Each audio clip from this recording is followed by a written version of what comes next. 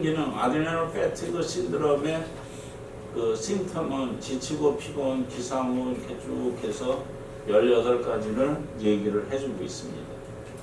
근데 대부분 여기 이제 밥을 못 먹으면 짜증내는 남편들 있죠? 이런 사람들이 전부 그런 데 해당이 돼요. 굶기만 하면 신경질이 날카로워지는 사람들이 있어요. 그런 사람들이 이제 그 아드레날 패티그 신드롬에 해당이 되는 사람들이라고 보시면 됩니다. 그래서 부신에서 생성이 되는 게 메둘라하고 여기 이제 두 가지 퀴즈라고 수지라고 있는데 DH하고 코티졸이 각각에 나오는 것으로 되어 있습니다. 코티졸은 혈당을 일정하게 유지해. 그러니까 밥을 못 먹고 이러는 사람들이 밥때가 지나면 혈당 발견가 되니까 이제 그런 부분에서 짜증을 내게 되는 거고, 그다음에 당 신생작용이 제대로 하는 것도 코티졸이 하고, 항염증 작용, 외부 침입자의 방어 역할, 신장 기능 및 혈압의 조절, 행동이나 기분, 흥분 작용 뭐 이런 것들을 생리적인 스트레스를 조절하는 것들이 코티졸이라고 얘기를 하고 있습니다. 그래서 코티졸은 여기 그 콩파 뒤에 있는 부신에서 주로 나오게 되어 있는데, 코티졸의 생리 기전은 서카디안 리듬을 갖고 있어요. 이게 그래서 이제 그 침으로다가 하루 종일을 이렇게 검사를 해보면은 이 사람이 어떤 데 해당이 되는지를 알아낼 수 있는 것들입니다. 그 다음에 이제 코티졸 그 전체가 이제 그 총량이 얼마만큼 분비되고 있는지, 그래서 코티졸 버든이라고 해서 그것도 이제 그 시간마다 잰 양의 총량을 계산해 보면 기준보다 많은지 적은지에 따라서 알아낼 수 있고, 그 다음에 이 코티졸 치료를 하는 데 있어서 쓰는 게 여러분들 감초 주사라고 있죠. 리코레이스라고 하는 건데 그리시리진 저거죠.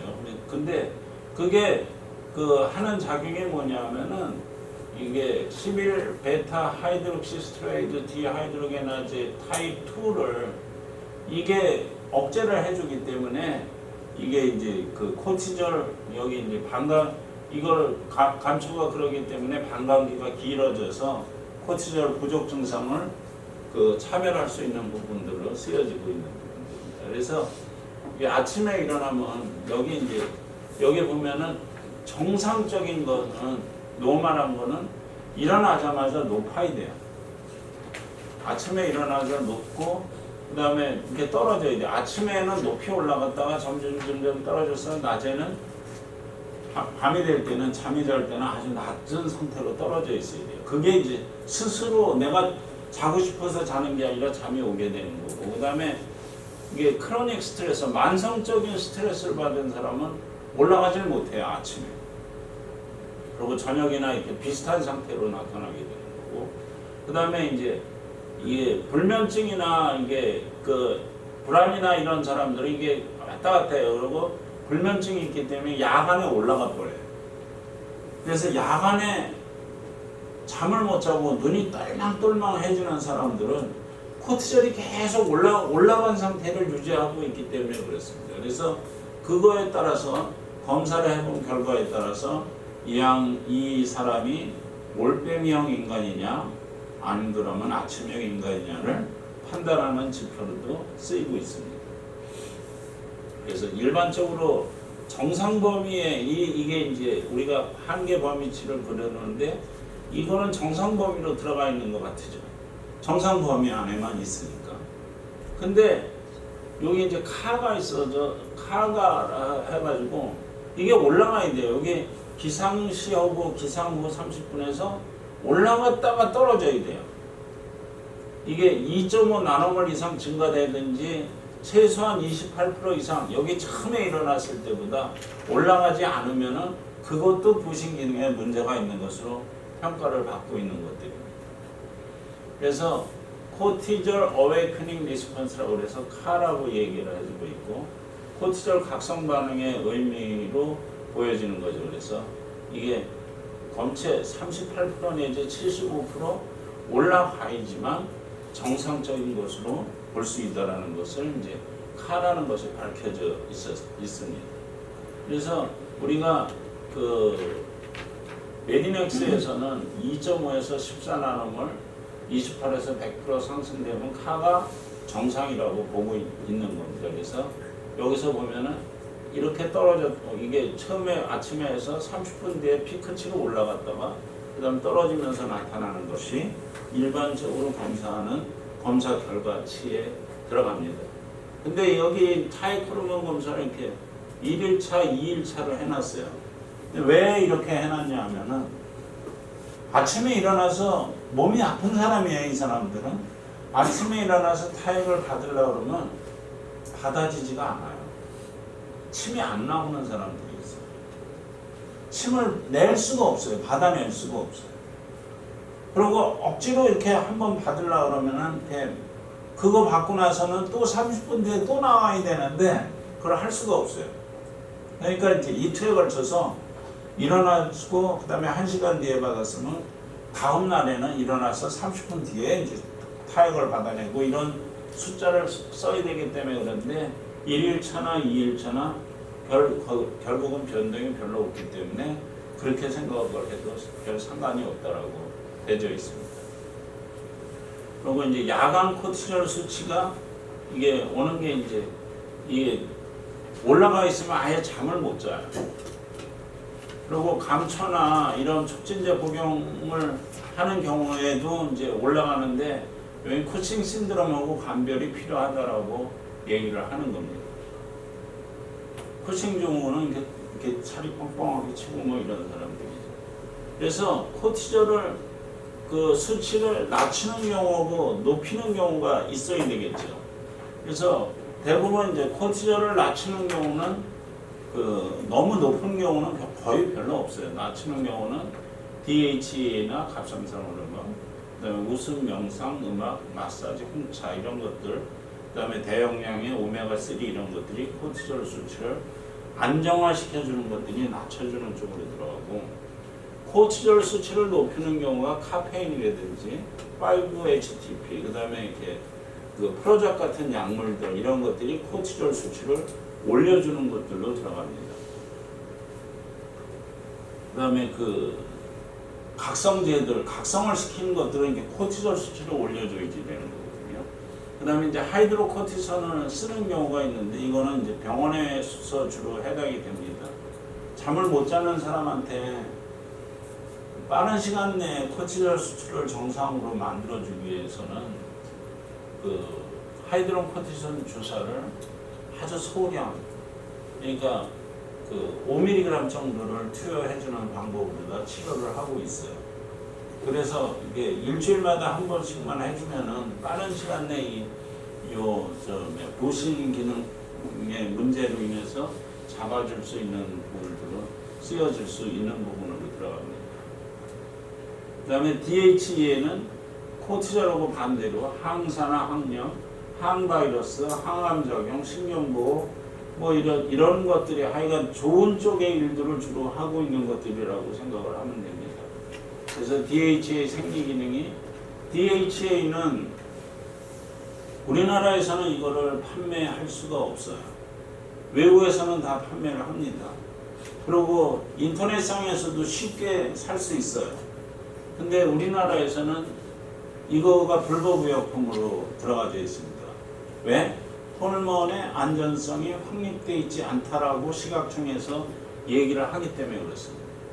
근데 DHA는 모든 호르몬의 어머니라고 할 수 있을 정도로 용도가 아주 다양하게 쓰여져 있고 DHA는 성호르몬의 합성을 위한 재료로도 쓰이고 노화 관련의 퇴행 조건들에 의한 노화 방지에서도 쓰이고 면역 기능과 에너지 생산 개선에서도 쓰이고 인슐린 감수성 개선, 갑상선 기능 뭐 이런 지방 제거 등에서도 쓰이고 있습니다. 그래서 DHA가 결핍됐을 때 나타나는 것들이 암이라든지 우울증, 공황장애 이런 여러 가지 증상들이 나타나고 있어요.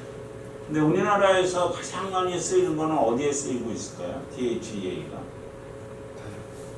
다이어트로 많이 쓰이고 있어요. 아주 그 지방 빼는 데는 아주 효과가 탁월해요. 이게 특히 뱃살이 너무 많이 나왔다 이런 사람들한테는 이게 그 복용법도 간단해요. 하루 한 번만 먹으면 돼요. 아침에 공복에 하루 한 번만 먹으면 됩니다. 남성은 50에서 200, 여성은 7.5에서 25. 근데 이거 먹었는데 어떻게 그럼 야 이거 계속 먹어도 되느냐 안 되느냐는 여드름이 발생을 하면은 양을 줄이면 됩니다. 이게 청년으로 되돌아간다는 얘기예요. 네? 여드름이 발생을 하면 양을 줄이면 돼요. 근데 제가 지금도 배가 많이 나왔는데 이거는 이제 복근 운동을 안 해서 배가 나온 것 같아요. 복근 운동을 하면 복막이 이렇게 탁 해서 이렇게 배를 안 나와주는데 전에는 제가 체중이 한 100kg 거의 가까이 됐어요. 그러다 보니까 이게 지방을 빼야 되겠는데 지방을 빼는데 이렇게 가장 간단하게 할 수 있는 방법이 이 방법이 있어가지고 50mg짜리를 3배 150mg씩을 먹었었어요.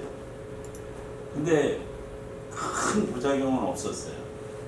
그리고 살은 좀 지방은 좀 빠지고 3개월 동안을 먹었다가 중지를 했는데도 큰 부작용은 없는데 우리나라 식약청에서는 이게 호르몬제라고 얘기를 하고 있습니다. 그래서 이제 스트레스가 이게 너 이제 검사를 하게 되면 우리 아까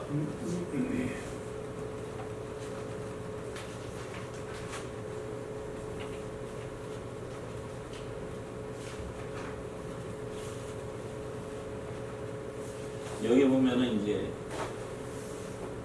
여기 정상부터 이렇게 번호가 쭉 들어가 있는 9단계로 되어 있는 게 있을 겁니다. 근데 외국에서도 이게 검사하고 있는 것들이 이게 9단계로 구분이 돼요. 딱 해서 9단계로 구분이 되는데 우리가 이제 처음에 정상 상태에서 단기간에 스트레스를 받으면 A1으로 갑니다. 왜냐하면 코르티졸의 양이 올라가고 DHA의 양도 동시에 가지게 되는 거죠. 근데 이게 장기간의 스트레스를 받으면은 DHA의 양이 줄어들어 버려요. 코르티졸의 양은 계속 올라가지고. 그 다음에 더 스트레스를 받으면 코르티졸의 양도 떨어지고 DHA의 양도 떨어져서 이게 가닥으로 떨어지는 경우가 생기게 돼요. 그래서 이때에서 일로 오게 되는 거는 이게 정상이라고 보고 있는 거, 왔다 갔다 하는 것에 대해서. 근데 이쪽으로 흘러 들어가는 거. 그러니까 A1서부터 시작해서 A3부터 C까지 딱 흘러 들어가게 되면은 거의 중증 질환으로다가 떨어져 있는 상태를 볼 수 있는 상태가 되어 있는 겁니다. 그래서 이제 여기에서도 역시 마찬가지로 1번부터 시작해서 이렇게 떨어지는데 1단계, 2단계에서 9단계까지 하는데 처방의 기본은 이렇게 코르티졸이 만성 스트레스면서 부신 기능이 떨어졌을 때 처방의 기본은 비타민 B 컴플렉스하고요. 그 다음에 비타민 C, 그 다음에 칼슘, 마그네슘, 아연. 이 미네랄이 기본이에요. 비타민 B, C하고 미네랄이 기본으로 들어가는 게 이것을 막아줄 수 있는 방법입니다. 그래서 제가 뭐라고 얘기했냐면 B, C, 카드로 마가 이렇게 해놓으면 절대 안 잊어버리겠다. 이런 이렇게 써놓은 것들이 있었는데 B50이라고 쓴 거는 이게 비타민도 이제 비타민 강의 때 얘기하겠지만 비타민 B 컴플렉스도 25mg가 들어가 있는 게 있고 50mg가 들어가는 걸 B50이라고 그러고 100mg 들어가 있는 걸 B100이라고 그러고 150mg 들어가 있는 걸 B150이라고 이렇게 얘기를 해요. 근데 이제 우리 유한양에서 나오는 B컴은 그 기준에 안 맞아요. 똑같게 일정하게 동량으로 들어가 있는 것을 얘기하는데 처방의 기본이 B50을 기본으로 하고 있다는 거죠. 그래서 B50을 저희가 만들어낸 것이 쿼터백이라는 게 B50이에요. B50을 기준으로 만들어내는 거예요. 그걸 때문에 이제 나온 것들이 요즘 들어서 200억이 넘게 나간다는 임팩타민 이런 것들이 다 B50을 기준으로 해서 해놓은 것들이에요. 그전에는 그거를 낼 수가 없었어요. 그래서 제가 이제 그거를 허가를 이제 특혜해서 놓고 허가증을 받아놓고 이래가지고 이제 B50이라고 이제 B100이 만들어지고 뭐 이렇게 됐던 것들입니다. 그전에는 유한양행품이 없었어요. 요거 이제 직접적으로 이제 감초, 네? 그다음에 인삼류 이런 것들이 이제 쓰여지고 있는 부분으로 들어가고 있는 것들입니다. 그래서 여기에 보면은 이제 단계별로 따라서 여기 보면은 G1, B, 뭐 D, D1, D, G2, D2, G3 이렇게 해놨는데 G는 진생을 얘기하는 거고요. D는 DHEA를 얘기하는 거예요. B는 B50을 얘기하는 거예요. P는 여기 P라고 써져 있는 것은 프로게스테론을 얘기하는 거예요. 호르몬제는 직접 하이드로코티손이나 프로게스테론을 집중주라고 얘기하는 거고, L은 리코레이스, 감초를 얘기하는 거예요. 이거에 따라서 단계별로다가 1단계부터 A, 1, 2, 3, 4, 5, 6, 7, 8, 9단계까지 쓰는 방법을 이렇게 이렇게 처방을 아예 만들어내는 상태입니다. 그러니까 이거에 따라서만 주면은 전혀 문제 없이 그 환자 상태가 개선되는 것을 바로 개선되는 것을 느낄 수 있습니다.